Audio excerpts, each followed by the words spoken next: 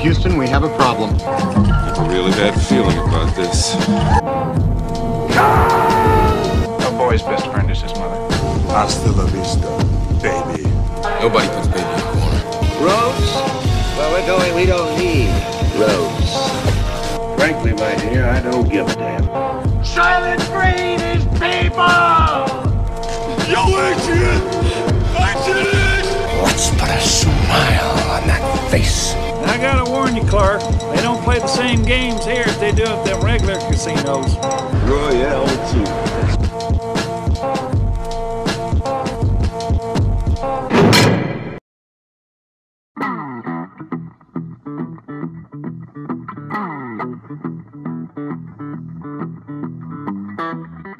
Welcome back to Casino Royale with Cheese. My name is Shane. This is the show where we discuss movies that were number one at the box office exactly 20 years ago. With me today, I have my boy that needs to put in his bit. This is Mike. Can't help it, man. I grind my teeth. That's funny. That's funny. How you doing today, man? You know, I'm pretty good, pretty wore out. Had a long weekend. We got together last night, celebrated like 3 of your guys' birthdays. Yeah. As of the time that you guys are listening to this, if you listen to it the day it came out, it will be my birthday. So feel free to send me your gifts. You can email us. I'll give you my address. It's all good. I'll have my secretary work it out with you. Have your people contact our people. Right, yeah. I'll get my attorney. We'll get it worked out. But anyway, Mike, we are... What is it? What did we... Oh, City of Angels is what we watched last week. It was number 1 at the box office for 2 weeks, and so I picked this week's movie. What did I pick? You picked From Dusk Till Dawn. Indeed, I did. This is one of those rare instances when Tarantino actually acted in a movie that he wrote, like, a large amount. Like, he's in movies that he writes all the time, but it's usually little bit parts, like cameos, stuff like that, you know. Kind of a... Right, other than Reservoir Dogs, right off the top of my head, I can't really think of another movie where he did, like, a substantial role. No, I guess if we're looking at 4 Rooms, although he wasn't the only writer of that because it was 4 different people, but yeah, he had like in his section of that movie, he had like, you know, a major part, but that was about it, I think. Yeah, but let's see. When let me get my info straight here. This movie, it was released. Oh God, I hope I wrote it down. Because I'm a little out of it. We celebrated pretty hard birthday-wise, so last night. It was released January 19th, 1996. This was actually the first movie that Quentin Tarantino, this was a movie that he did like directly, that he wrote right after Pulp Fiction, like winning, you know, Best Writer Oscars and all that other stuff. This is the first movie that he was actually I guess requisitioned to write a script for money. This wasn't like his baby that he was doing on his own or anything, you know. Oh, okay. Yeah. It is starring several people. Actually, it's a pretty decent cast. We got George Clooney, Quentin Tarantino. They play 2 brothers, George Clooney being Seth, Quentin Tarantino being Richie. Harvey Keitel plays Jacob Fuller. Juliette Lewis plays his daughter Kate. Ernest Liu plays his son Scott. Selma Hayek plays Santanico Pandemonium. Cheech Marin has 3 roles in the movie. He plays a border patrol guy, Chet Pussy, and Carlos. We got Danny Trejo, Tom Savini playing Sex Machine, and the only other one of note really is Fred Williamson. And he plays Frost. He's the black dude at the bar. Okay. Yeah. Killer cast. Yeah, it's a really good cast, especially for, you know, this was still early days Tarantino, you know, but he kind of proved himself, so. It was actually not directed by Tarantino, however. It was directed by, oh God, what am I doing? Same dude that did Sin City. Let me find it here real quick. I'm sorry, everybody. You caught me. It's not like I knew that we were going to be recording or anything. Yeah. Yeah. What's his name? Robert Rodriguez. Yeah, that's it. There you go. He partners up with him for the Grindhouse and stuff like that too. Tarantino actually directed like a scene in Sin City, you know, because I guess they're just boys, you know, but whatever. But I'm not a big Rodriguez fan. Like, I like Sin City a lot. Sin City 2, not so much. What else is... he did Desperado. That was really good. And El Mariachi was amazing. Those both really good movies. Once Upon a Time in Mexico, not so much. But he also did like I like that movie too. Mm-hmm. Well, there you go.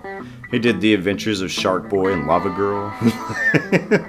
Hard pass. Yeah.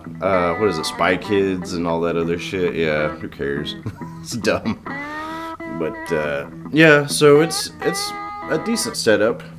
What's your experience with this movie, Mike? I didn't see it in the theater, but I did see it shortly afterward. I mean, I was still riding that Pulp Fiction train just like everybody else was. Mm-hmm. So I went into this, you know, really expecting a lot of the film. It completely caught me off guard. Yeah. But I enjoyed it. Sure, yeah. I did enjoy it. I remember having a lot of fun watching it, and even now, like rewatching it again, because it's not one of the Tarantino films that I watched several times. But watching it back on Friday, man, I had a lot of fun watching it. Yeah. So this is... I have a long history with this movie, long before I ever saw it. So I used to work, you know, me and my buddies, we'd always talk about movies all the time. And they'd always talk about From Dusk Till Dawn, and I never saw it, you know, because, once again, I think Robert Rodriguez kind of slipshot, you know, whatever. But I remember when I was a kid, though, there was this really, really dorky kid at school. And I'm one of those guys that, like, I'll talk to anybody, you know, it doesn't... I don't care, you know, back then if they were cool or whatever, I'd talk to him. And he was telling me about this movie where, like, there was this dude named Sex Machine that had, like, a freaking gun for a penis, you know, and all this other crazy stuff. And I was like, I have no idea what this dude is talking about, you know. And so, anyway, when I got my first apartment, I was living there at the time. And I went through and I was, like... I had fallen asleep in, like, my armchair or whatever, and I had TBS on because I was watching an old Seinfeld rerun or something like that. And so anyway, freaking, I wake up to the start of this movie where they stop at Benny's World of Liquor or whatever that thing is. Right. And, like, that whole scene carries out, and I'm sitting there watching, and I'm like, golly, dude, like, this movie is out of control. That's a fantastic opening for a movie, you know? It's a great opening scene. Yeah. And so I didn't bother watching it because I didn't want to watch that bullshit edited TBS version of it, you know? So I went out and actually bought it because I was like, this is going to be a good movie, you know? So, and of course I watched it thereafter in its entirety.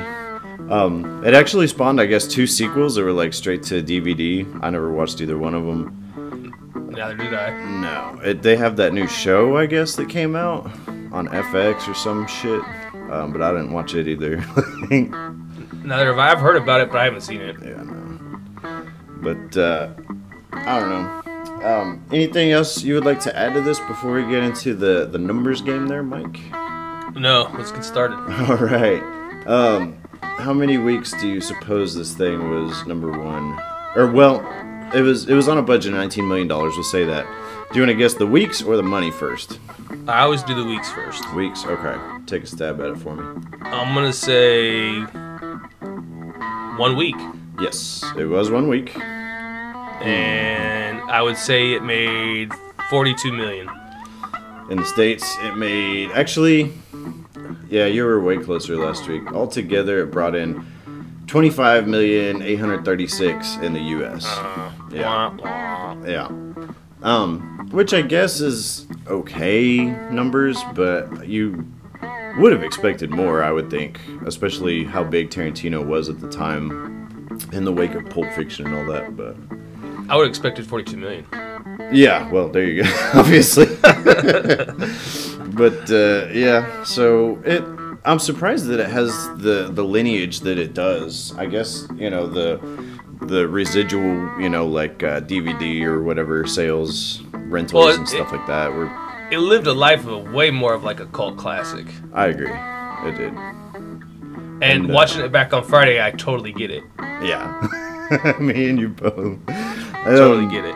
I'm going to preface this by saying I really enjoy parts of this movie, and the other parts don't really do it for me, but we'll get into it, I suppose. So, well, let's get into this bloodsucking thing. Come on. Let's do this. The movie starts out, we see this guy, he's a Texas Ranger, much like Chuck Norris, and he stops at this liquor store. He's the same Texas Sheriff Ranger guy that Tarantino uses in all his movies. Right, Kill Bill and all that crap. He was in the Grindhouse thing too. Yeah, if there's a sheriff in town, it's that guy, same actor. Yeah, I forgot that fella's name, but he's actually really a good actor. He was in. He kills it. Yeah, he was in Tusk, that movie that I was telling you about. I don't know if I told you about that. Yeah. Yeah, you did. I haven't seen it. Yeah, but anyway, he pulls in and he's just kind of like bullshitting. Michael Parks, that's the guy's name. To the Benny's liquor store. Yeah, and it says the slogan on the wall outside says, "If we ain't got it, you don't get it," which is pretty funny. Yeah. I love this representation of Texas, by the way, because everything just looks run down and dusty and shitty, you know. Oh, that's a theme they keep going throughout the rest of the. Oh yeah. Of this, at least the first half of this film. Right. But he goes in, he's talking about how there's this mentally handicapped kid that was serving breakfast or whatever, and it made him sick, and all this stuff. They're calling him all kinds of, like, inappropriate names. Mean stuff, yeah. Yeah.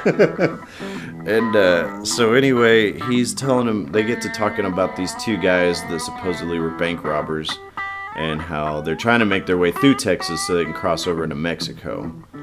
And so anyway, the guy, he grabs like a tall boy and he has him go get like a couple fingers or whatever, a fifth. And he's like, I'm gonna go use your bathroom real quick. And so as soon as the Ranger walks into the bathroom, we see the Gecko boys are there. Yeah, and they're hearing everything that's going on and all this other stuff. Yeah. I mean, they're right there, and the clerk actually played it really cool when talking to the sheriff.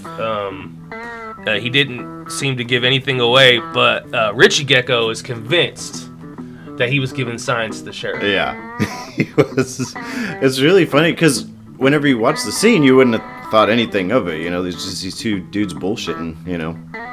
And the dialogue between the Gecko boys and the store clerk, it was just so good. Yeah. The store clerk was talking so fast, and he was like, I'm telling you, considering the circumstances, I've done really well. I didn't do any signs. I swear to you. Like, yeah. He's like freaking out. Yeah. And yeah, he's really desperate. It's good stuff. I think that like all of George Clooney's lines in this movie are great. As Seth Gecko. Yeah, he's pivotal. Mm-hmm. Yeah. His he definitely carries this movie. Mm-hmm. Most definitely. So you look and the Gecko brothers have these girls that I guess they were just girls in the store, but they've taken them hostage basically, and they said that if the guy does anything to tip off the cop or anything like that, they're gonna pump him full of lead and all this other crap, and so anyway, the police comes back, or the ranger comes back out, and he's getting ready to wrap things up, and all of a sudden Richie just shoots him right in the head, executes him. Yeah. And he was like, he mouthed the words "help me," or whatever, whenever he's talking to him. And the guy's like, I didn't mouth anything, And so they're getting ready to hop in the car, and he shoots the clerk in the chest. Well, the clerk shoots Richie in the hand. Oh, that's right. Yeah. Yeah. And so anyway, blows a hole clean through it. It does too, which is funny because like his fingers are still working later. I'm like, that does not. He's taking it pretty well. He is.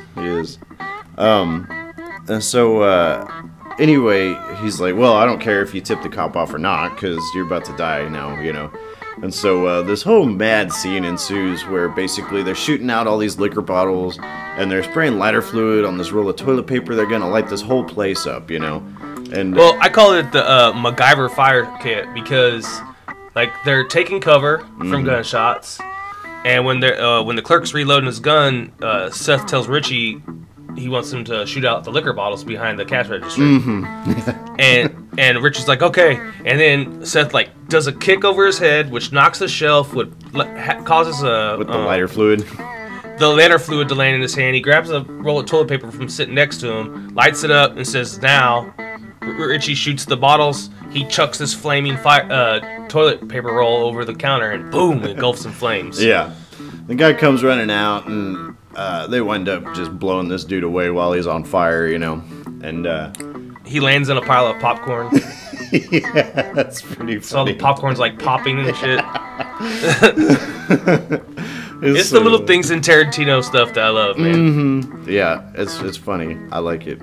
He has a sick sense of humor, that dude. And as they're walking out of the store, they're talking about we're supposed to maintain a low cover and low key, and the store's like exploding behind them. Right, and they're just going back and forth between each other. Yeah, it's good. They take off in this car, and you see a Mercury Cougar. Yeah, that actually is a badass car too. I'll say. Yeah, I really like it. Whenever they are driving, they do a little quick, like an X-ray vision type deal where you can actually see that they have this hostage in the trunk. It's a woman, but you don't know her story quite yet. Well, we know from what the sheriff, when he was in there talking to the store clerk, cop, they took a bank teller with them. Yeah. So that's presumably who she is. Right. And so yeah, the whole thing explodes. One thing I noticed with Robert Rodriguez is like the whole like him like flipping the top off of the medicine bottle. He's taking some kind of pills or something, but he does that in a lot of movies where the dude like flips the top off of a pill bottle and like just shotguns the whole thing to the face, you know. Yeah. He did that with Dwight in Sin City too, you know. He just thinks it's cool, you know. Whatever. It is kind of cool. It is cool. It looks cool.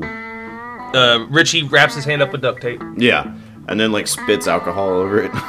Yeah. That's good. And then what happens after that? They go to a motel. Yeah. They stop at this motel. Piece of shit motel. I love the dude that's working the desk at the hotel. The old man. Just this old mumbling, you know, he's like pissed off that somebody showed up, you know. And freaking he's like, "What the hell do you want?" You know, and all that. And George Clooney's like, "We want a room, you mean old bastard." He's like, "Oh, okay." It's really funny. Yeah, and if you pay attention to the music in the car, in the Cougar, when they're like parking at the motel, it's a song called Texas. Huh. And the guy singing is like, "She kicked my horse, she killed my dog, Texas." Oh, God. So, everybody, there was a weird circumstance that happened. I actually watched this with Mike's wife, not mine. Mine didn't care about that at all. But we were watching it, and she actually noticed that too. I wasn't paying attention to it, but yeah, it was this fake country music where they were just like doing the worst of all country songs and incorporating the word Texas in there. So I'm assuming that's got to be a fake song. Yeah, 100%. I'm sure it does. Yeah, that's crazy. That's funny though. So anyway, after that, we go through. They grab the bank teller out of the trunk. And they go in and they sit her down. They're like, "Just sit in this chair. Don't move. We're gonna talk some stuff over real quick." And then he goes over and he gives her this list of 3 rules, and it's just glorious. The dialogue, it's great, man. He says, "Don't make a sound." Yeah, don't ask any questions. He said, "If you make a sound," he said, "Mr. 44 here's gonna make a sound. If you ask any questions, Mr. 44 is gonna answer." And what else is it that he says? Do what we tell you. Yeah, do what we say. When we tell you. Mm-hmm. And then he says, "Don't run," he says, "because I got 6 little friends right here, and they can all run faster than you." That's what he tells her. It's great. Good stuff. Yeah, it's really good. Mm-hmm. He decides that he's going to go run some errands. Mm-hmm. Get some food and stuff like that, yeah. So Richie goes in the back room to watch TV. He sits on the bed and he invites Gloria to join him. Yeah, not a good move. Did you have a bad feeling like as soon as he like taps the bed, like, come on, sit down? Yeah. Did you feel like this isn't gonna be good? That was like some Buffalo Bill stuff from Silence of the Lambs or something. And like, Tarantino's already yeah. a creepy enough dude, you know, like in real life. So. But yeah, it's pretty bad. Apparently, you get the impression that this dude is a sick bastard, you know. Oh yeah, he's the sickest of the sick. Mm-hmm. Like there's I've told a buddy of mine that George Clooney, he plays a nice guy in every movie, even though in this movie he's a bank robber that's escaped from prison and he takes hostages and all. He's still the nice bank robber, you know, as opposed to Tarantino's like out of control psycho, you know. So he plays a good psycho. Mm-hmm. He does. So he leaves. We cut to a restaurant. Yeah, we meet Jacob, Kate, and Scott Fuller. How old is Juliette Lewis in this movie? Oh, I don't know. I can look it up.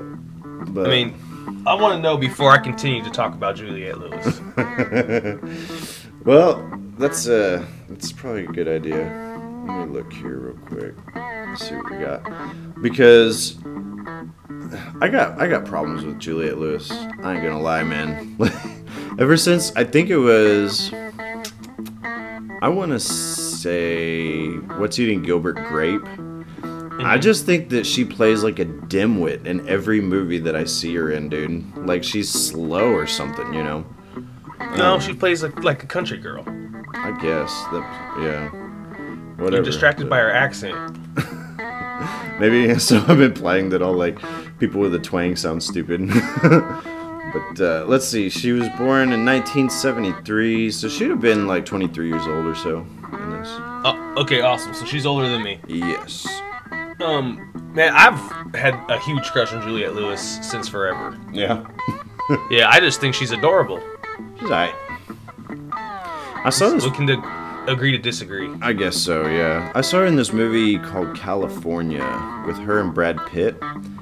And, man, I'll tell you what, like, in that movie, you just feel so bad for her character. Because she's this girl that, like, her boyfriend, like, treats her like shit. But she's really not, like, smart enough to, you know, try to get away from her or anything. Like, he takes care of her, and so she just hangs around, you know.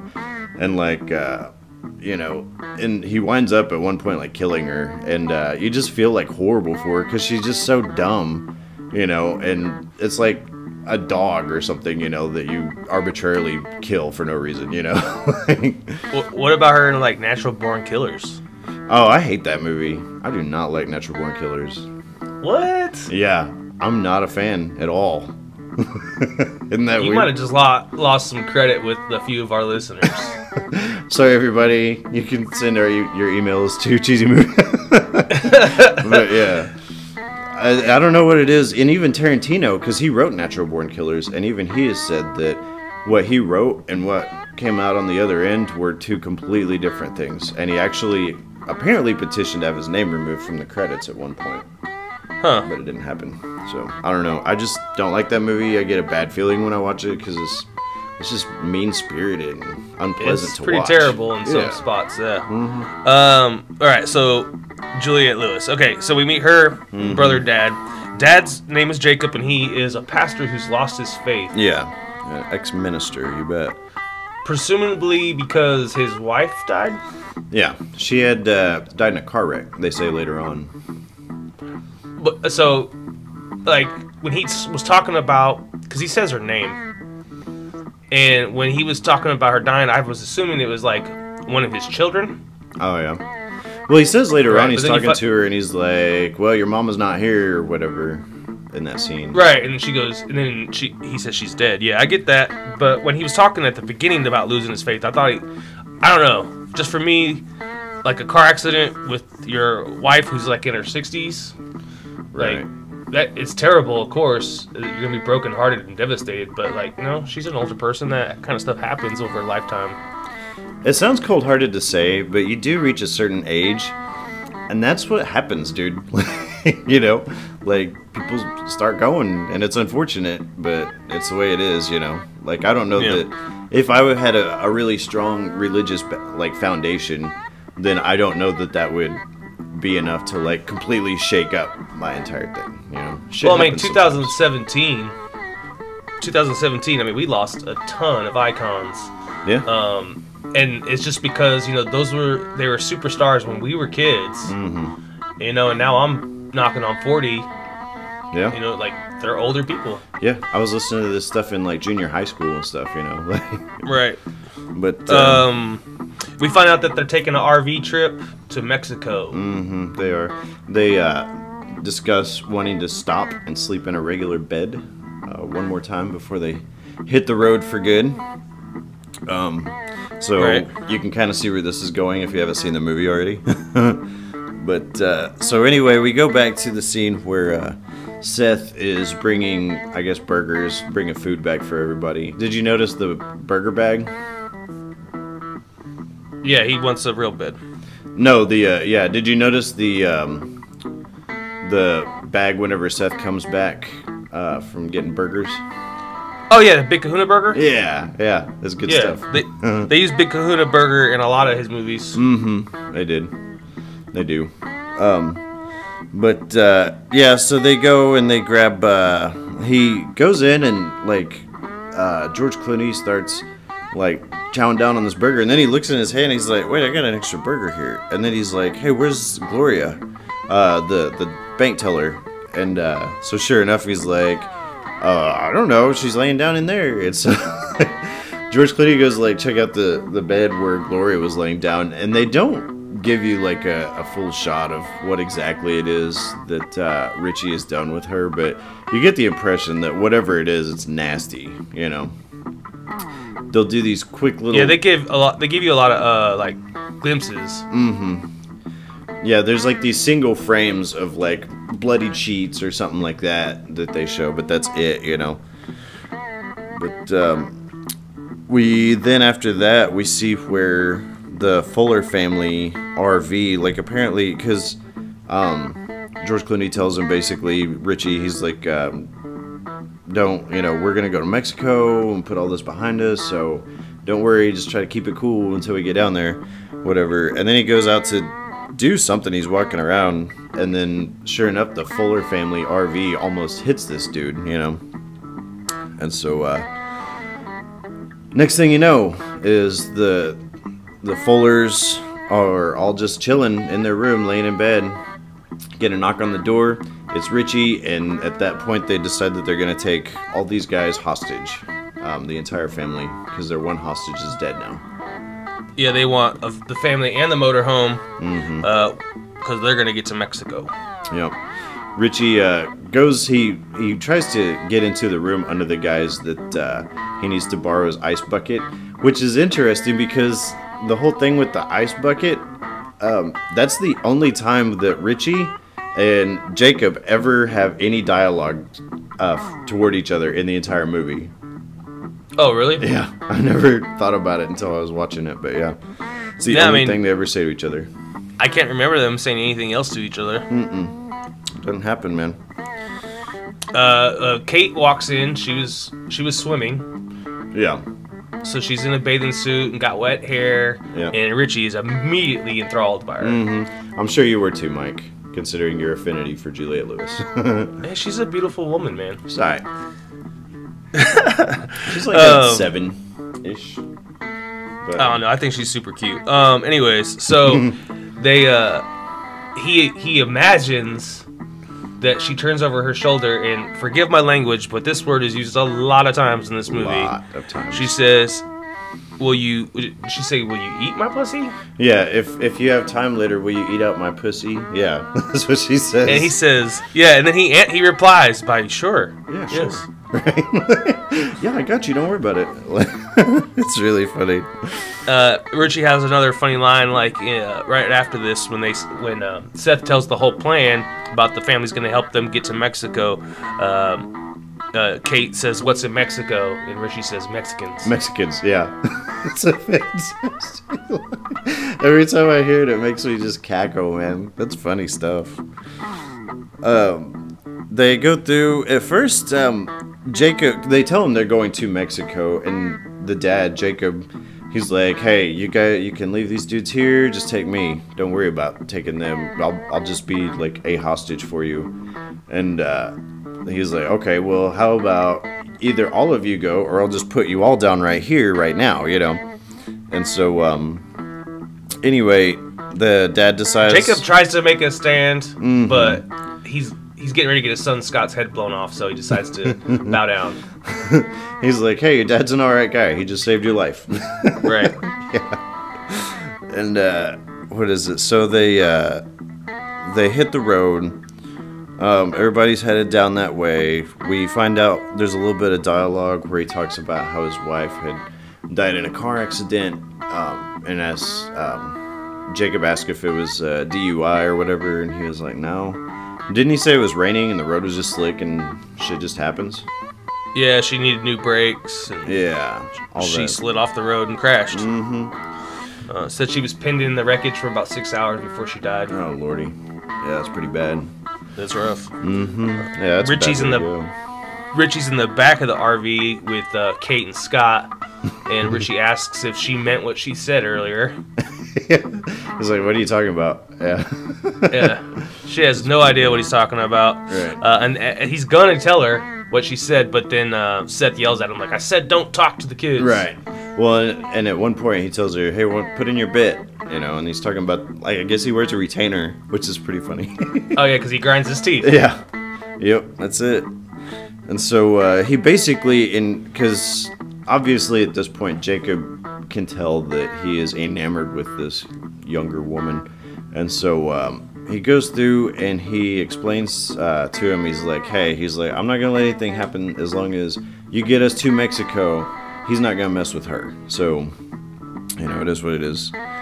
Did they ever explain? I don't think they ever explained what the deal, because the son Scott is Asian and Harvey Keitel is not. Neither is Juliette Lewis. Do you think he was adopted or what? I did think that, but Seth holds up his wallet, Jacob's wallet, and goes, "Who's that?" Yeah. And he was like, "That's my wife." And I didn't get to see the picture very long of the family photo, but she did appear to be Asian in the family photo. Okay. So mystery solved. I guess Juliette Lewis just didn't get any of those genes or whatever. Yeah. Or maybe they, were what's that called? A nuclear family. Nuclear family, yeah. Could very well be. Isn't that what it's called when like two different families come together? Oh, Brady Bunch style? Yeah. Yeah. I'm not sure if that's I always thought of nuclear family being like the white picket fences and, like Oh, wait. Warden Maybe it's called Cleaver. a blended family. Yeah, that's what it is. Yeah. Okay. But yeah, that could very well be. But yeah, they don't allude to it at all. I remember the first time I watched it, I was like, that's weird that they would have that in there and not ever mention it, bring it up, but whatever. Yeah. We get to where... So we're at the border. This is a good scene right here. I really like it. Yeah, we get to see Cheech Marin for the first time. He is a border cop. He is. He's pretty great in this movie, in all three of his parts. But he goes through, he asks Jacob who all is with them, and he's like, "It's just me and my son." And all of a sudden you hear, because like Richie's freaking out in the bathroom of this RV, they're hiding while they go across the border. And Richie's just being a dickhole. And so he winds up like slapping the wall or something along those lines. And so anyway, in doing so, what is it? Freaking, hears a noise. Well, he's causing ruckus. Yeah. Yeah, and Jacob had told the border cop that it was just him and his son taking a trip. So now that there's a noise, the cop wants to know what the fuck is that. Right. And he's like, "Oh, that's my daughter." And he's like, "Wait, you said it was just you two?" And he's like, "Yeah, well, us and my daughter." And he's like, "All right, I'm coming in to check this out, And Yeah. so yeah, the border patrol guy, Seth winds up knocking out Richie basically to keep him quiet. And so anyway, the border patrol agent comes on the RV or whatever. He opens up the bathroom, and there's Juliette Lewis or Kate. She's just in there sitting on the toilet, the guy doesn't realize that Seth and Richie are like hiding in the shower, you know. And so right, which I think every border cop would have reacted the same way he did. Well, he was kind of creepy actually, but yeah, he kind of stared a little too long. But he was like, "Oh, excuse me," and he closed the blind. Right, shut the door. I know if I was a border cop and I opened it up and there's a teenage girl sitting on the toilet taking a crap, like, I'm not gonna be like, I need to look in your shower. You know what? I've imposed enough. You guys are good. You know. Yeah. Yeah, you guys have a good day. I'm out of here. Although it is kind of weird, you know, you don't see him, and he might have even done it, but he doesn't really even seem to check out any of the rest of the RV, which I find kind of odd. But you know, whatever. Because I mean, they're doing this manhunt, you know, for these two guys, but anyway, they get across the border, no problem. And then we see where Seth basically is talking about how they are going to this bar called the Titty Twister, and he gives them the directions on how to get there and all this other crap. And finally, later on, Richie wakes up. He's like, "Hey, we're Mexicans now," and tells him he passed out. He's talking about how his hand hurt where he got shot earlier, and he passed out, busted his glasses, and all that other stuff, which is all bullshit. But you know, whatever. Yeah. They go to the bar, the Titty Twister. And I love the big It's sign. all its glory. It is a hell of a place, man. Debauchery galore. Yeah. It's pretty good. Freaking It's there's a huge neon sign. Yeah, and it's this woman and she's like rubbing her nipples or whatever. And it says below it open from dusk till dawn or whatever. And yeah, they go through, there's just like bikers everywhere, just like riding around in circles out in the parking lot of this place, you know, like the whole thing's chaos, you know. Meanwhile, we have Cheech Marin in his second role, and he's this guy that's supposed to be, I guess he's trying to, get people to come in or whatever, and he's just yelling at the top of his lungs about all the different varieties of pussy they have in this place, you know. It's a great speech. Well, he goes off on a list of 30 or 40 different kinds of pussy that are available. Right. Everything from things that sound really nice and fun to things that sound terrible. Right. We got big pussy, small pussy, all this stuff. Yeah. I'm like, good grief, man. I've always wondered, because around the same time that this movie, what year did this movie come out? 96. Okay, so right around the same time as this movie, I would make trips down to Tijuana quite a bit. Oh, crumb. If you're from Southern California, like TJ's really close. You could drink underage there. Sure. And there was a place there, I cannot remember the name of it to save my life, but it was a little hole-in-the-wall, like, strip club. And there was a guy outside who would kind of do a very similar, we got this, we got that thing, all talking about vagina. Right. So I always wondered, like, did someone see that guy when they were writing this movie and decide to put that into the movie? Or did that guy see the movie and decide to do that? So I've actually heard Robert Rodriguez, who's actually spent, obviously, if you can't tell by the name, but he's I mean, I guess not everybody with Rodriguez has been to Mexico, but he has spent some time there, and he said that speech is authentic and it is not isolated to this movie or one bar in particular. He said that there are a ton of places where there's this guy out front just, at the top of his lungs yelling about vagina, like, so. Oh, okay. Yeah, it's not uncommon. They did it for real. Mm-hmm. Okay, cool. Yeah. First thing I noticed, they go into this bar because, what is it? He winds up beating the shit out of Cheech. Well, he called Kate apple pie pussy. Oh, yeah. That's funny. Yeah. He goes because she's obviously American. But, so yeah, Seth goes through and, like, winds up, like, beating his ass. And then Richie goes through and winds up kicking him in the ribs several times. So on and so forth. And then they go into this bar. And the first thing that I noticed was that the architecture on this place is unlike anything I've ever seen. It looks like a castle on the inside, It's pretty I mean, strange. it looks like a fun place to be. Yeah. They do this wide. There is naked women everywhere. Yeah. They do this pan where it shows like the interior of the bar, and there's like this live band, and people are drinking, getting in fights. There's all these girls just standing on tables, topless, dancing, you know, and whatever. I mean, you know, kudos.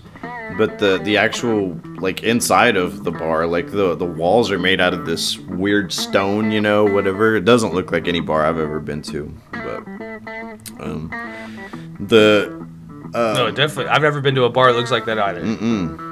Danny Trejo starts giving. Go ahead. A very young, fit Danny Trejo. Yeah, I was watching the movie. I was like, is that? Because I remembered he was in this. I was like, is that Danny Trejo right there? Because, golly, man, he's looking pretty slick back then, you know. Well, you know his background story, right? I know he has a background, but I don't know what it is exactly. He really was like a hardcore gangbanger that spent a lot of time in prison. Oh, okay. Yeah, so that's why it's never been too much of a stretch for him to play these characters. Sure. From my understanding, he actually he went to drug rehab here in town where I live. Pretty crazy. Really? Yeah. Up at Laureate. But yeah, that's pretty crazy. So he goes to tell Seth that they can't be in there because this place is only for bikers and truck drivers. Mm-hmm. Exactly. And he's about to get into it with Seth, and then Jacob intervenes, and he says that, hey, I got an RV, I need a Class 2 driver's license to drive it. So technically, that's a trucker's license. So these guys are with me. We're all good. You know, long story short. They wind up, there's a bunch of bullshit that goes on in the bar. A lot of just drinking, and he winds up getting Kate to have a couple shots with them. There's a badass band in there called Tito and the Tarantula. That's the real name. They're a Los Angeles-based band. Oh, okay. They were really good.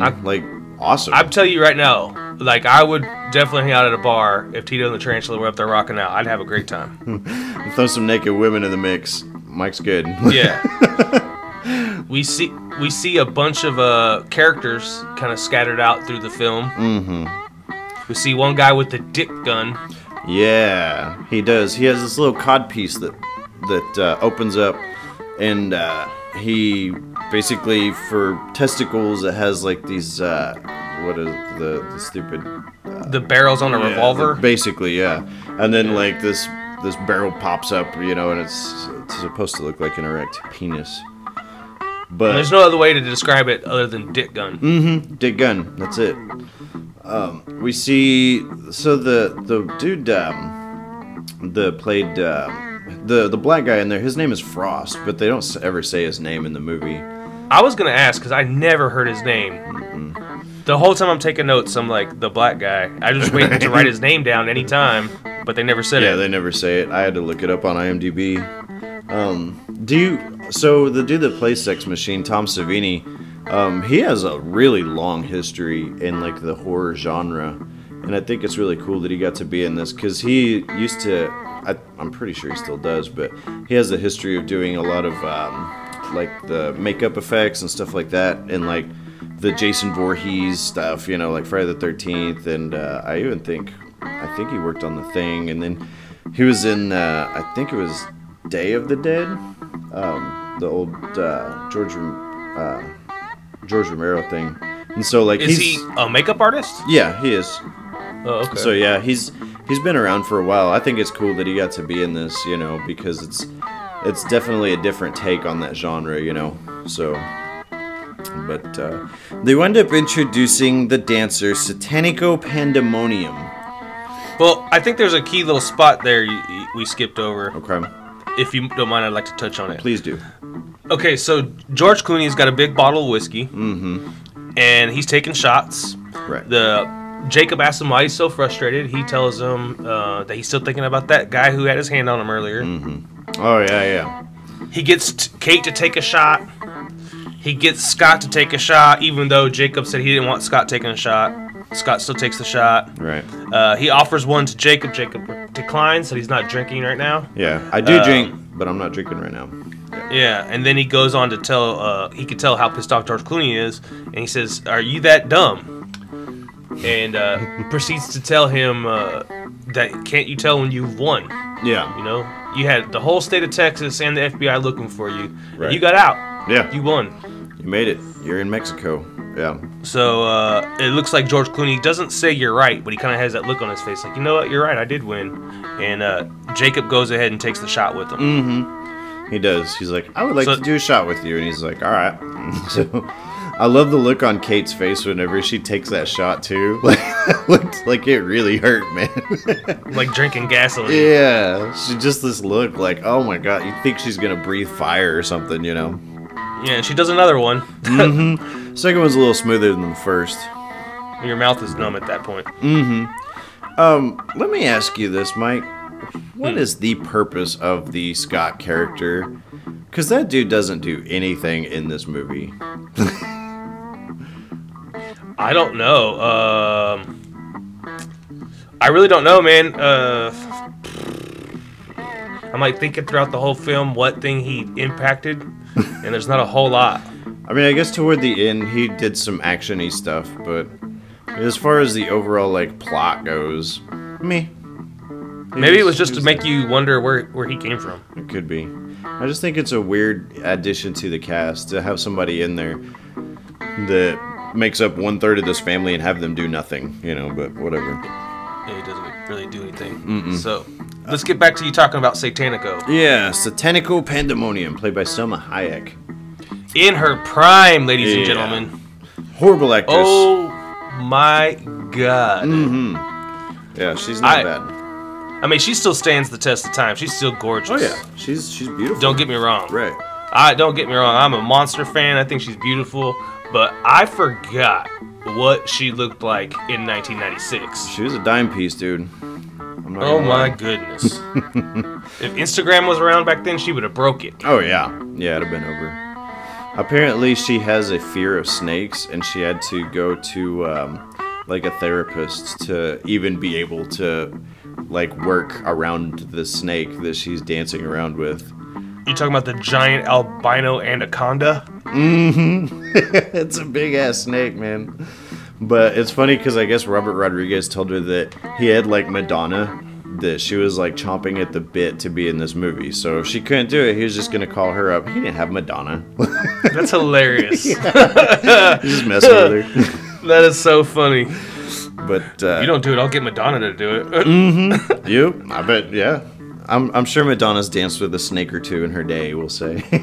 Yeah. We know that Satanico is important because, one, she gets announced. She gets introduced. Two, all the other girls in the bar have been just running around with the parts that God gave them flopping all over the place. And she's wearing a bikini, but she is not exposing herself. No. And the whole place like shuts down to watch her basically dance. Right. That Yeah. badass band plays Nobody's a song talking. just for her. Yeah. Yeah. It's a really cool scene. She walks like after she dances for a while, she like walks right across the bar onto the table where the geckos and Jacob's family are sitting, and proceeds to pour a shot of whiskey down her leg into Richie's mouth. Richie's drinking it off her foot, yeah. Which you know he's just messing all over his pants at this point. Oh, yeah. Well, because earlier he was looking at Kate's feet, too. And so he's kind of got like this foot fetish thing going on. So he's loving drinking this off of her, you know, big old sweaty feet. But Yeah. And then she takes a swig and spits it into his mouth. she does. You know, which I can tell you right now, if a stripper did that to me in a strip club, I Hell would no. might push her down. Right? That's disgusting. I want no part of that, yeah. But if Selma Hayek wants to do that to me, That's fine. I'm down anytime. Yeah. Yeah, I'm sure she brushes her teeth. She looks pretty She's good on the oral hygiene. Dude, she's so hot, this movie. This is when the movie takes a drastic tonal shift. You can say that again. It's like you took this movie out of your DVD player and threw in a completely different movie. Because it gets weird fast, bro. And this is what I was talking about. Like, the first time I saw it, it totally threw a big curveball on me. Right. And this, when I watched it back recently, like I knew it was gonna come, so I guess I was able to embrace it more. Because I really enjoyed it. I didn't. I don't think I did. Everybody says that, but I'm telling you, when you know it's coming, you appreciate it for what it's about to become. It's pretty good. Oh, I knew it was coming. I don't think that, because, so here's my thing, is that up until this point, we've got a really good story. This is like Quentin Tarantino in his element as far as writing goes. You've got a cool story about these two guys. They're taking hostages down to Mexico. They've got great dialogue, really cool characters, minus Scott, built up. And then all of a sudden, it just turns into this really cheesy, action-y thing. Like the actual, like the way that they shot it from here on out, in my opinion, looks like crap. It looks like something made for TV almost. So you're telling me it looks like a B-rated horror film? Well, there you go. Got me there. Yeah. Which I'm pretty sure is what the exact intent was. Right. Could very well be. You got people that are doing, like Tom Savini's doing backflips off of this table. All this other stupid crap. Running around with a whip. Like, it gets weird. Like, okay, so let's talk about what happens, yeah. Yeah, so the three goons, basically Cheech being one of them, Danny Trejo being another, and this big bouncer guy that grabbed Seth earlier, they all start walking up to Seth and Richie. Because he got his ass beat outside, yeah. Right after the whole shot thing with Selma Hayek. Like, she's still standing on the table. Right. So they go to confront them, but before they get there, Seth and Richie just blow them away. Right. Well, he winds up getting stabbed in the hand, right where he got shot earlier, yeah. Yeah, Danny Trejo stabs him in the hand, you're right. And so then they shoot these dudes, they hit the ground, and all of a sudden you see them get back up, and you're like, what the hell is going on here, you know? Yeah, Cheech is laughing, the guy's standing back up, and blood is just gushing from Richie's hand. Right. Which seems to be turning on Satanico Pandemonium, like, big time. Right, she's digging that, yeah. And then the big reveal is that this entire bar and most of the people inside of it are vampires. And they have, basically, they, like, were so overcome by the blood coming out of Richie's hand that they could not control themselves. And so now everybody's like turning to vampires, and they're all basically, there's what, maybe like 8 people to start with that aren't vampires in this thing. And well, all the bikers and truckers are not vampires. Oh, okay. All the dancers and the bartenders and shit like that, yeah. All the staff there is vampire. Even the band. Yeah. That's oh god. He's playing that stupid guitar that's made out of like a human corpse. It looks so dumb. Yeah, the body of the guitar is the upper torso of a man with the head still attached, and then the neck of the guitar is a leg appears. Right. But the head's just flopping around while this vampire band is playing. Like, yeah, he's like slapping the bass, like, and he's like slapping the bass on like human entrails for guitar strings or something. Right. It's like the Seinfeld. Doom, doo, doo, doo. Yeah. It's pretty ridiculous. It's the whole thing turns ridiculous, but that's why I liked it. So I will give it points for subverting expectations, because while you're watching this, the thought of that never crosses your mind, you know. But you know, I personally, I guess, you know, you could, you know, if you can appreciate it for its cheesiness, because it is, I think, going out of its way to be cheesy, but I personally, it did not do it for me. So well, it becomes a complete feeding frenzy. Yeah. The vampires are like doing shit like just ripping heads off bodies. They are ripping arms out and shit. Yeah, it's crazy. Yeah. Breaking. They'll just like put their hand on the top of somebody's head and like their chin and just like break their neck without even a moment's hesitation. Yeah. We see at that point it's pretty soon after that. Well, so they're using the typical weaponry that you would imagine for a vampire. Like they're using pool cues because it basically is like a wooden stake. At one point they flip over this table and they're like Frost. Yeah, they're like dropping these vampires onto the table legs, you know.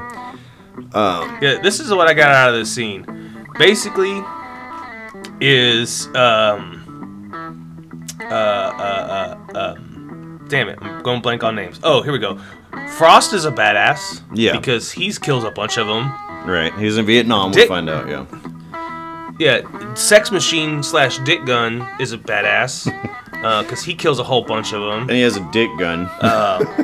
Yeah, and and a whip. Right. And then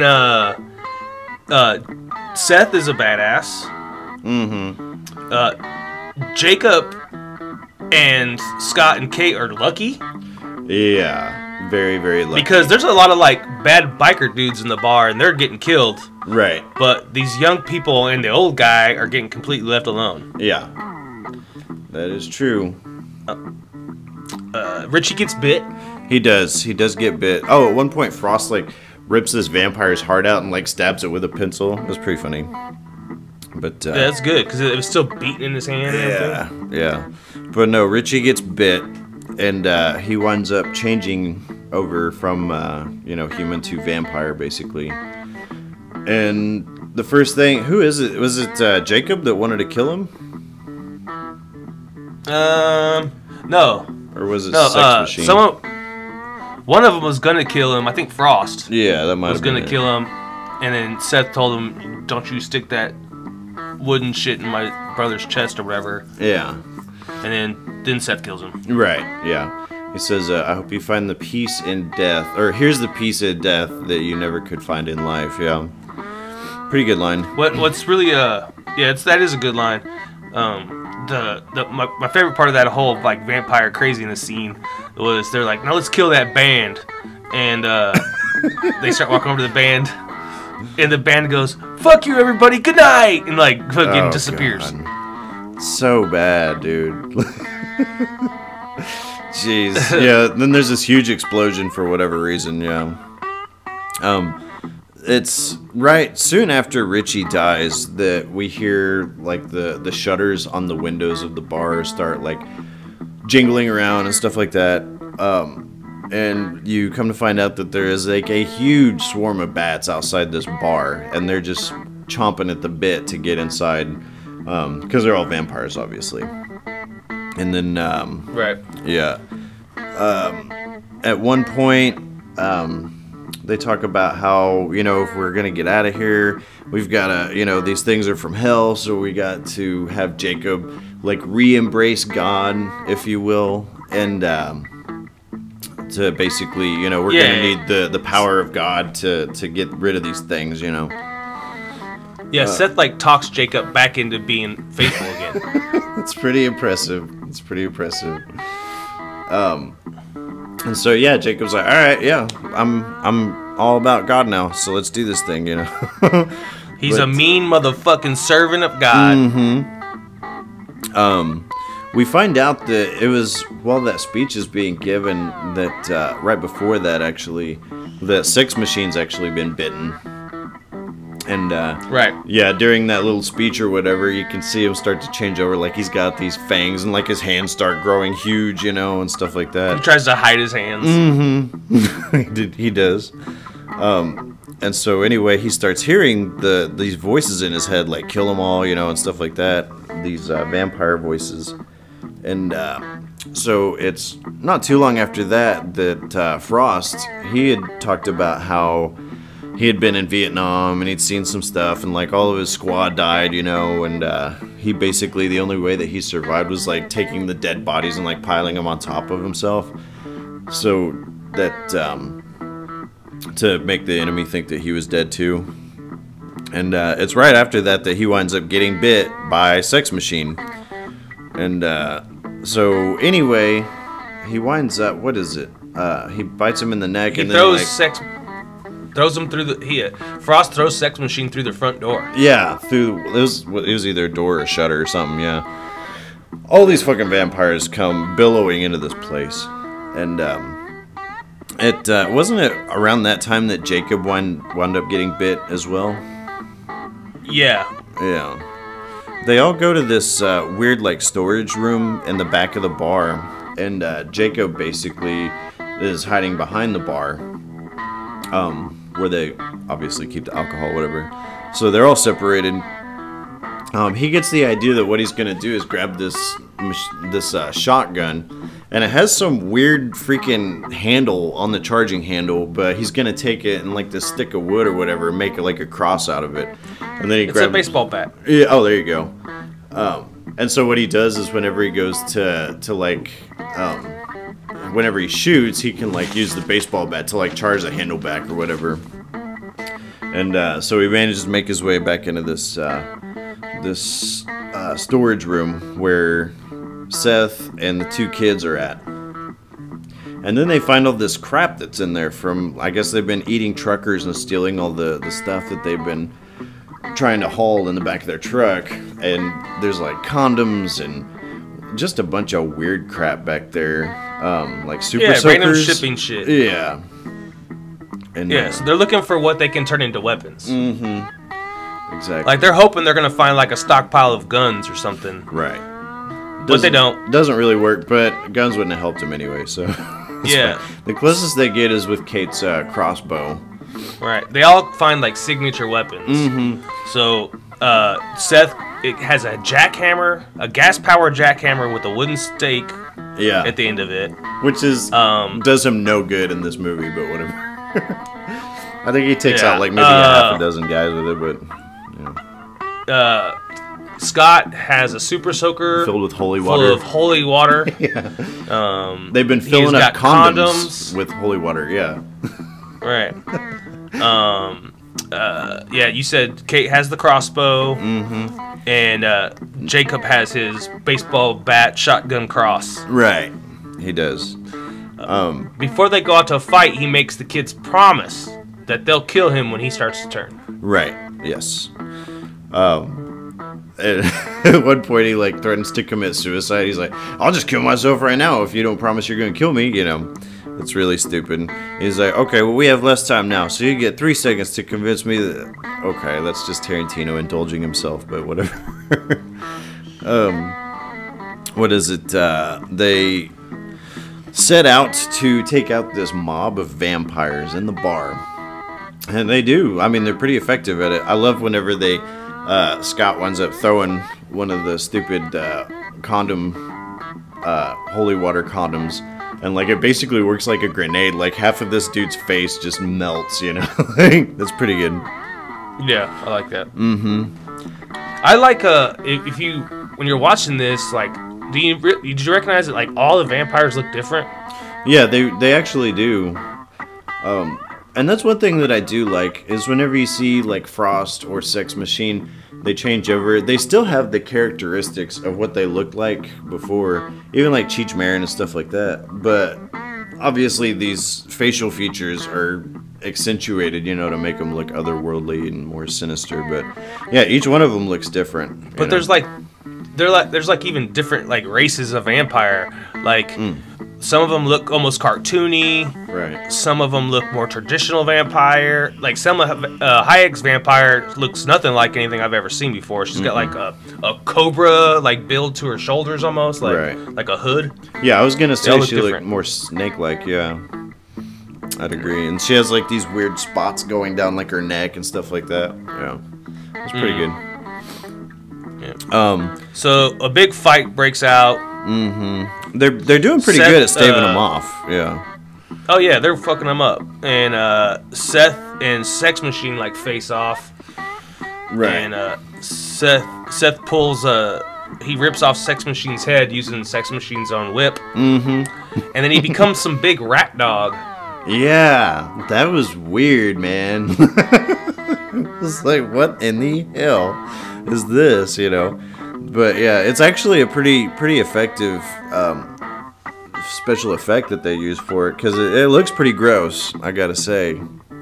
So he winds up, he kills the rat dog thing. It's right after that Jacob basically turns into his vampire self. and it's crazy. No, he kills Frost first.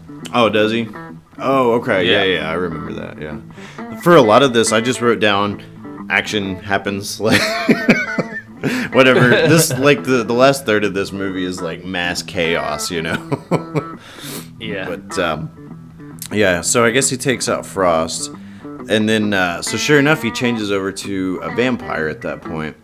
Then we see where Scott is standing there, and there's some kind of like a snub-nosed pistol on the ground, and Scott like hesitates. He doesn't grab it and shoot him like he told his dad he was going to, and sure enough, he winds up getting bit by him.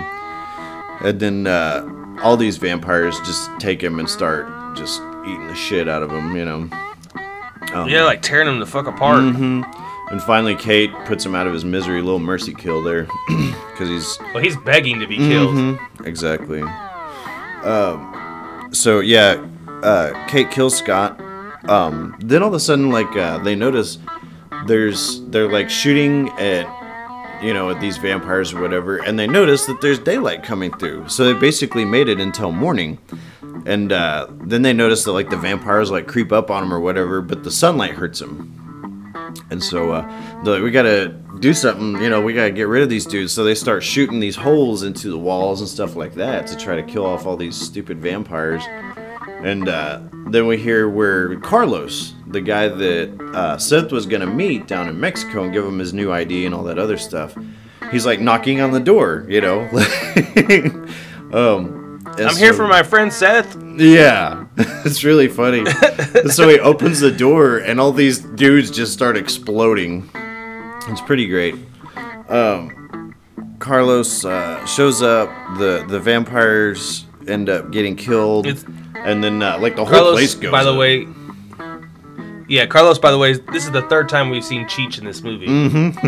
It's pretty hilarious. Yeah. And then, what is it? He's like, why did you have me go to this bar? He's like, I don't know, it's open all night, you know, seemed like a fun time, whatever. And, yeah, Carlos had no idea what he was sending them to. Yeah, he was legit thinking that, like, that he was part of it, and Carlos, turns out he had no idea, you know. And Seth is so pissed off about like the loss of his brother and the loss of Jacob and Scott. Right. And he's like yelling at Carlos and immediately turns it into a negotiation tool. Right. Yeah. He's like, I'm not giving you 30% now, you know. All this crap, yeah. Yeah, he wants... He negotiates all the way down to 25%. Right, yeah. Which is, it's weird, man. He's sitting back, he's like, 15%. And he was like, how about 25? And he's like, 20. He's like, okay, 20. And then they like shake hands, like, 25. That's not how that works. No. But, yeah, it's pretty crazy. It's actually, he has a great line in there. He's like, why, what was going on in there? Were they psychos? And he's like, do psychos explode when you hit them with sunlight? It's really funny. But, so anyway, he goes through, and there's this moment with him and Kate, because Kate is the only one left out of her family. He's like, I'm sorry, Kate, you know, I didn't mean for any of this to happen. And she's like, I'm sorry, too. And she's like, let me go with you. Kicks her some cash. Mm-hmm. Gives her a couple stacks, yeah. And she's like, let me come with you. And he's like, go home. He's like, you don't need to hang out with me, whatever. And then he dips out, which I thought was kind of weird, man. Like, he said, I'm an asshole, but I'm not a fucking asshole, is what he tells her. And I'm like, I think, to me, that makes you a bigger asshole, leaving her out there in the middle of nowhere after her family just died. Like, let her roll with you, you know? But whatever. I think it would have been hard to explain to the audience, because she was like, do you want some company? Oh, yeah. She didn't say, like, do you want me to go with you? She was like, you want some company? I see. And in the movies, you know, that implies, like, hooking up. Right. And, you know, it would have been hard to explain to the audience why Seth Gecko, who's obviously an older guy compared to her, who was just, she's supposed to be like a teenager in this movie. Yeah, he's got a good 20 years on her. Yeah, so I think it would have been hard to explain why, like, he took this young girl with him. Mm-hmm. Yeah, I thought about that too. They don't ever really confirm her age in this, but yeah, I think she is supposed to be in her teens, so it would have made for a pretty weird dynamic, but yeah. Did they, let me ask you this, Mike. Did they ever say how much money he got away with? I think the sheriff said. Oh, okay. Yeah, I didn't write it down or anything, but whatever. Basically, as There's a suitcase full. Yeah, exactly. Right after that, after Seth rolls out or whatever, we see where like the bar is on the edge of this cliff, and like They pan out. it's weird, but it's a cool little sight gag. They pan out, and you see that like the bar is the top tier of like this Aztec temple looking thing. You know, it's Right. It's funny, and of course you got semis and cars and shit that are all like off. That have all like driven off of the cliff or been pushed off or whatever, just piled up at the bottom of this thing, It's pretty amusing. But, yeah. I don't think I noticed that the first time I saw this movie. The Aztec thing? Yeah, because when I saw it just a couple days ago, I was like, oh, shit. Yeah. No, they make a special effort to illustrate it. Yeah. It's pretty funny. And that's the movie right there. That's the way it closes out. That's it. It's over. Yeah, I think if we're gonna be straight, I think that's one reason why a sequel to this movie wouldn't work, and that's kind of why I had no interest in pursuing them, because I guess the second one has like Robert Patrick, he's a great actor, but the whole gist of this movie is that it subverts your expectations 2/3 the way through. You don't realize you've been watching a vampire movie, And so, at that point, once you get to a second movie, well, I have a new set of expectations now, I know this is going to be a vampire thing, so, that's... Yeah, it went from being like a Tarantino movie to a vampire genre movie. Right. I agree. Like, real suddenly. Mm-hmm. Yeah, very, very different. Like, the only other... I was thinking... They don't build up at all. Like, that. They don't even give you hints that this might be a vampire movie. Right. I was thinking, the only other movie that's like that has such a different tone shift, to me anyway, is Full Metal Jacket. Because you've got this movie about this dude going through Marine boot camp or whatever, and then it completely changes, midway through the film. So... Yeah. But, yeah. All in all, what was your opinion on this? You like this movie, right? Yeah, I like it. The first 2/3 is really well written. The characters are awesome. I like Richie's creepy ass for some reason. Like you almost feel bad for him because he's like not right. He is like a rabid dog. Like he has no control over what he's doing. Yeah. Yeah. I like Jacob. I like Seth. I like a lot of the, I like the characters in the film. I get a kick out of seeing Cheech Marin a bunch of times. Playing 3 different roles in the same movie, it's great. Yeah, I get, I enjoy it. And then when it changes to that ridiculous B-movie vampires part of the film, like, I don't know, man. When I watched it this time, instead of like rejecting it or pushing against it, I just kind of embraced it. And I was like, here we go. Yeah. And it was fun. They got to the point. Yeah. I mean, I don't know. I like the movie. I like the first 2/3 of it. I have a little bit harder of a time embracing the last third, as well as you seem to have. It comes off as... Well, I think that's what they meant to make. Yeah, I could see that. And then Tarantino got a hold of it and made it into something that was more along his style, maybe. I guess my problem is that the movie is really, really, really well written until we get to the vampire stuff. And then it's almost like the writing just stops for me. Like they're not trying to write a good movie anymore. They're not interested in making a good movie anymore. Like, the movie hadn't been cheesy up to that point, and so I have a difficult time, like, being like, oh, it's just a cheesy thing. Well, it didn't start that way, So, I don't know. It's definitely not a bad movie. I really enjoy it. But, whenever I find myself watching it, I will watch, up to the point where we get done with the snake dance. And then after that, I'm like, I'm good, You watch that snake dance though, don't you? Oh, of course, yeah. You're an idiot if you. I don't want to know what you do after you turn. I don't want to know what you do after you turn off the movie. I push the pause button on that part, Mike. That's what I do. But yeah, it's good. Is it Pulp Fiction? No. Is it like Django and no, obviously not. But I mean, it's enjoyable, and I think that you know, Tarantino definitely, if that is what they were going for, was we're gonna make a cheesy vampire movie, then Tarantino actually did pretty well in elevating it above that. So, you know, rock and roll, I guess. Your wife, on the other hand, was not as optimistic about this movie. She thought it was horrible. She got done watching it. I was like, what the hell was that? Like, yeah, she didn't like it at all. But I found her reaction to it was actually pretty funny. So, but yeah, that's it, man. Any final thoughts? Nope. Okay. Oh wait. Oh, I do. Did I mention how hot Selma Hayek was in this? Did you? I don't think you did. I think if I didn't, I want to put that out there. Right. So Selma Hayek, if you're listening, give Mike a call. But no, yeah, it's good. It's good stuff all around. So as I mentioned earlier, City of Angels, that turd of a movie, which this is way better than, that one was #1 for 2 weeks. So next week we're picking back up, Mike. What do we got on the docket?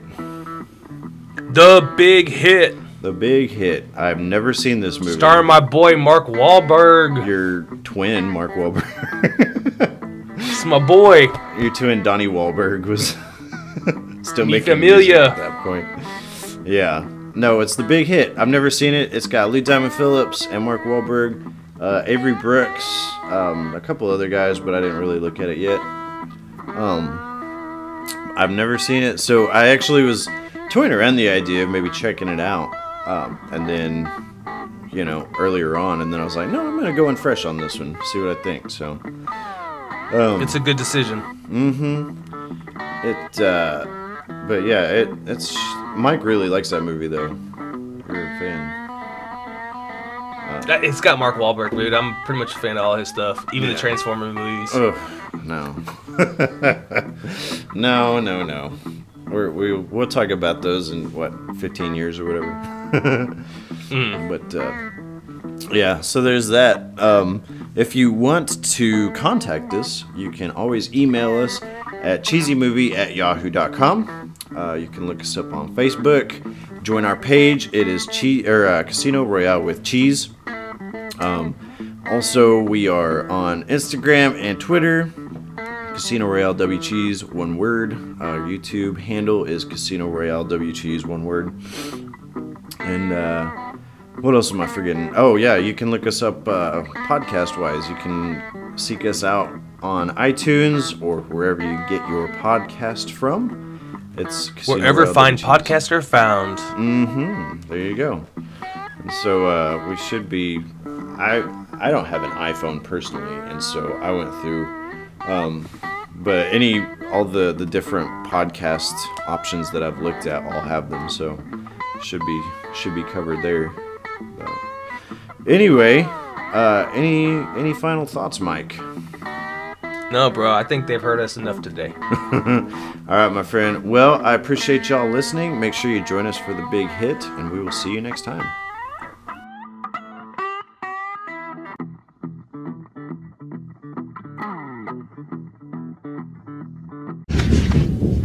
I'll be back.